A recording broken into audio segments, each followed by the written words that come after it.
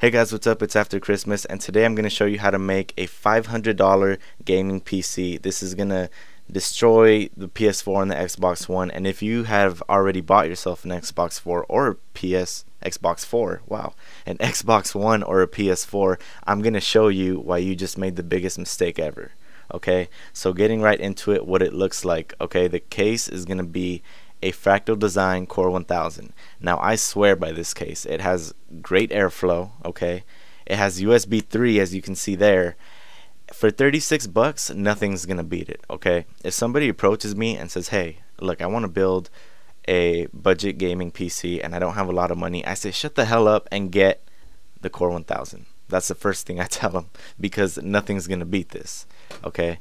So what you're going to be putting in there is an AMD FX 4130 clocked at 3.8 gigahertz. Okay, so just for fun, I looked up an Intel equivalent. So I found another Intel CPU that was also exactly $99.99. Okay, and it was clocked at 3.3, I believe. This is 3.8, and it's the black edition, so it can be overclocked.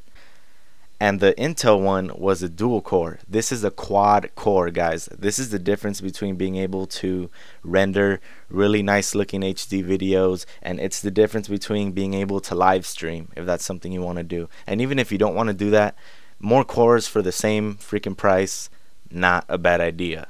Okay, and you're going to be slapping this on top of an ASRock 960GM motherboard. Okay, so this is a really solid motherboard. It has USB 3.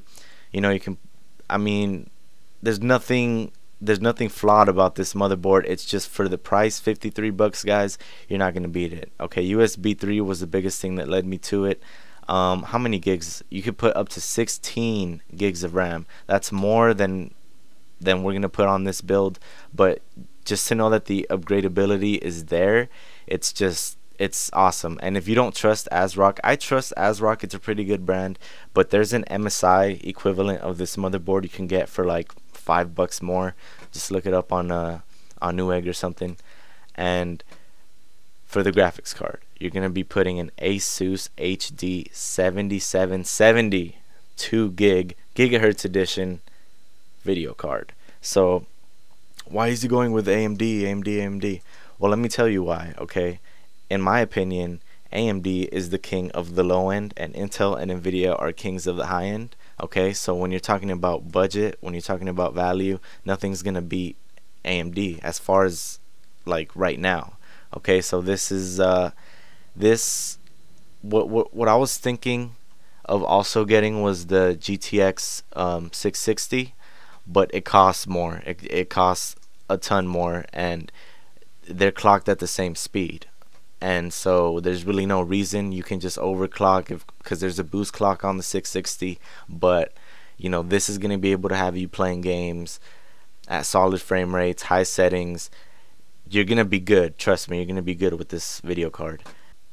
For the memory, we will be going with ADATA XPG, 8 gigabytes of RAM. It's going to be two 4 gigabyte sticks, and your motherboard will be able to hold 2 sticks of RAM. And dual channel sticks or dual channel memory always works faster because you can pull memory from both at the same time simultaneously, which will it's gonna increase your performance. So 2 is always better than 1, or 4 is always better than 2.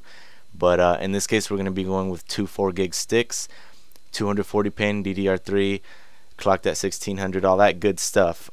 You can go with some lower brand stuff, lower brand RAM, but it's like $3 less. And ADATA is a brand that I really trust versus another brand that I haven't even heard of. So for $3, it's worth it for me to go with the better brand. Okay, and your power supply is going to be an Antec basic 430 watt power supply. Nothing special, nothing pretty, nothing fancy, but it's going to be plenty of wattage for this system, and it's 80 plus certified. So yeah, there you go. On top of the fact that Antec is a really good brand, they're actually one of the better power supply brands.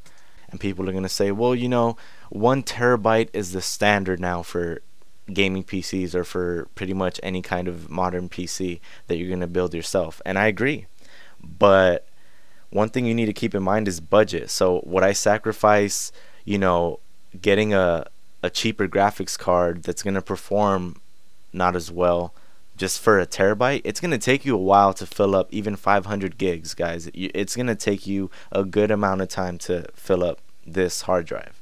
I'm not gonna sacrifice CPU performance or anything like that just to get more capacity, which you could upgrade down the line. It's gonna be cheaper for you to upgrade and get yourself a 1 terabyte, which is like 70-80 bucks, than to get yourself a new graphics card, which is gonna be another, 100 something, 200 and something. This is just saving you money. Plus, okay, there's something that has been recently discovered about the Xbox One, and it's that its hard drive may be 500 gigabytes, okay, but the operating system is like 100 and something gigs. So in reality, the free space you have if you have an Xbox One is like 300 and something gigs, and you can't upgrade it. I think they said you can put in an extra external drive. You can add external drives, correct me if I'm wrong, but that's it. As far as internal memory, you get 300 and something gigs. That is ridiculous, guys. You get 500 gigs here. Okay, so now we're talking about what we all care about, which is money. And so it's going to come down to $487.24 if you go to PCPartPicker.com. And so now you have a couple bucks left over. What can I do with that? Well, what you can do is you can go to Steam, and there is an insane amount of sales that are going on right now. I got myself Skyrim for $8. You can get yourself bundles, like there's Valve bundles, there's Counter-Strike bundles, there's all kinds of bundles out there right now. And even if you don't get yourself a bundle, there are games for not even $5, not even $10. And if you want to save a little bit of money and increase the performance of your computer, save up a couple more bucks and get yourself an aftermarket heatsink, and you'll be able to overclock and get even more than 3.8 gigahertz. There's just quite simply no competition from consoles. There's no convincing reason to get yourself a console at this point in time. I mean, if you get yourself a console, that's $400 or $500, $60 per game, and they're all gonna be new because the consoles are freaking new.